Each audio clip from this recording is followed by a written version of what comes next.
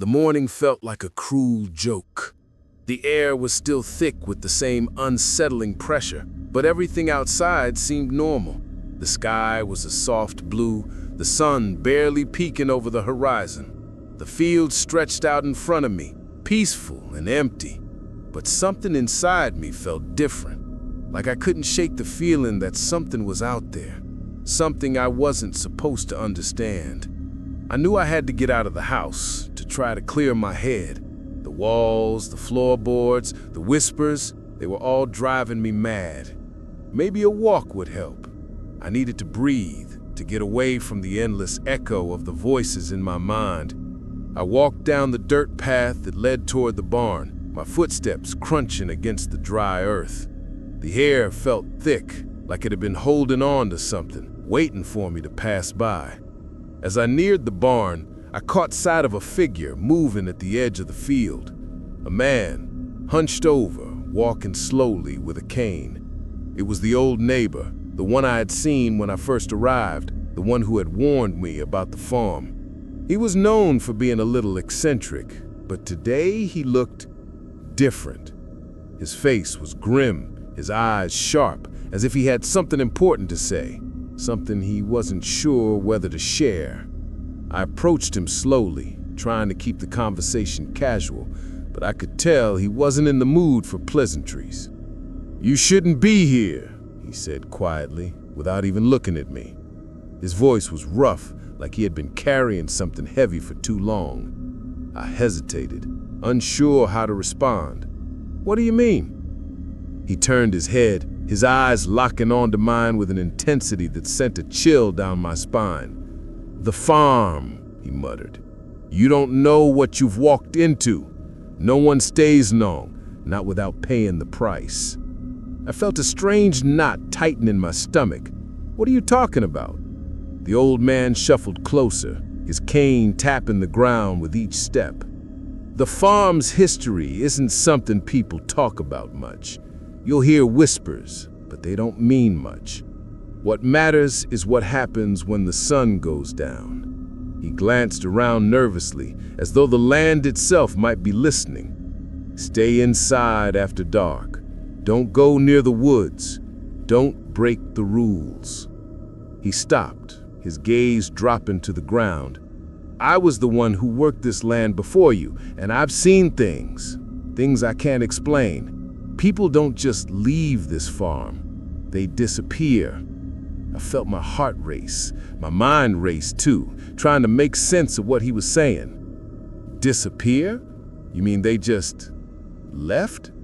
He shook his head slowly, as though remembering something he wasn't sure he wanted to. "No, not left. They were taken. The woods, they'll take you if you break the rules." I didn't believe it first, but I saw it happen, saw it with my own eyes. I swallowed hard. "What did you see?" He took a deep breath and looked away. "It's hard to explain. There's something in the woods, something old. It doesn't let people go. The rule is simple. Stay out of the woods after dark. If you don't, you'll regret it." I opened my mouth to ask more, but he held up a hand, silencing me. "Don't ask," he said, his voice shaken. "Some things you don't want to know. The whispers, the footsteps, the shadows. You'll start hearing them soon enough. Just don't go looking for answers. You'll wish you hadn't." I felt my chest tighten. His words, so heavy with meaning, seemed to hang in the air. "What happens if I do break the rules?" His face grew pale, and for a moment he seemed to be lost in his thoughts. "You'll hear them. They'll call you. But once you start listening, once you start walking toward them, there's no going back." The wind stirred, making the trees rustle, and for a second I thought I heard a faint whisper. It was so soft that I could barely make it out. But the old man seemed to hear it too. His eyes darted nervously toward the trees. "Get back to the house, and don't break the rules. Don't go out at night." He turned and hobbled away, disappearing into the fields, leaving me standing there, my mind spinning. His words echoed in my head, louder now. "You'll regret it."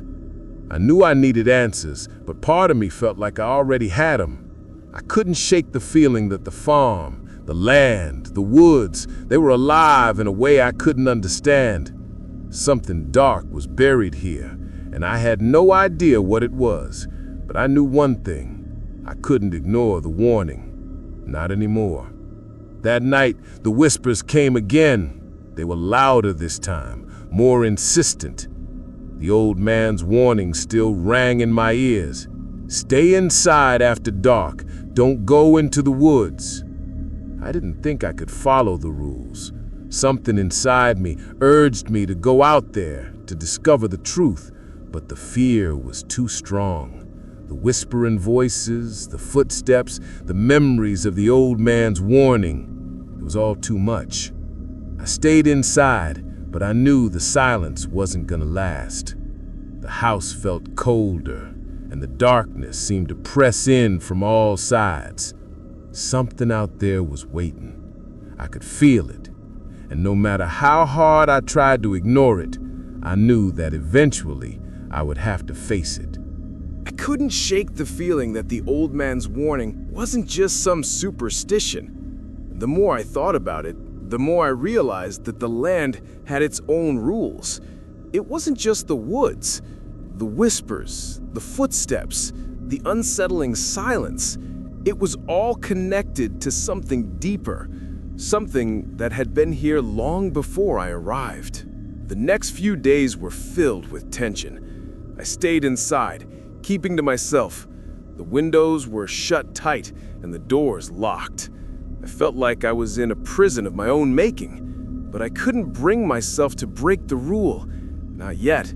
The fear was still too strong. But then, something happened that I couldn't ignore. The whispers returned, louder than ever before. They didn't just come at night anymore. They came in the middle of the day, in the shadows of the barn, in the corner of the living room. They seemed to be calling me, beckoning me towards something. But what? What did they want? I couldn't stop thinking about the woods. The woods were always there, just beyond the fields. They loomed like a dark, quiet threat. There were moments when I stood at the edge of the property, staring at the line where the woods met the open field. There was something about them, something alive. The trees were too still, too perfect, as though they had been standing there for centuries, waiting. The urge to explore, to break the rule, became almost unbearable. I knew it was dangerous. I knew I shouldn't. But something about the silence called to me. Something about the darkness whispered that I needed to know the truth.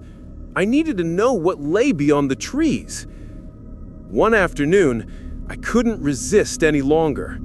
The house was too quiet, the whispers too persistent.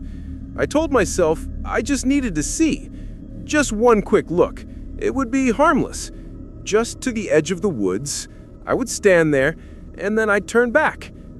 I grabbed my jacket and headed out the door. The moment I stepped onto the porch, I felt it. The air had changed. It was heavier now, colder. The usual stillness was there, but something else had joined it. A palpable weight, as though the land itself was aware of my decision. The whispers, too, were growing louder, swirling in my mind. Come closer. Come to us. I walked down the path, my feet dragging with each step. The woods stood at the edge of the field like a dark wall, inviting, yet menacing. I could feel their presence, the pressure of the trees, the way the shadows seemed to grow thicker as I approached. The first step into the woods felt wrong. The air was colder now, and the rustling of the leaves sounded like whispers, too soft, too quiet. It felt like the trees themselves were closing in around me, blocking out the light, making everything darker, tighter. I could barely see more than a few feet ahead. My breath came in short gasps, but I kept moving forward, one foot after the other. The further I went, the more the silence pressed in. The trees stretched out, their twisted branches blocking what little sunlight remained. The air smelled damp and stale, like rot.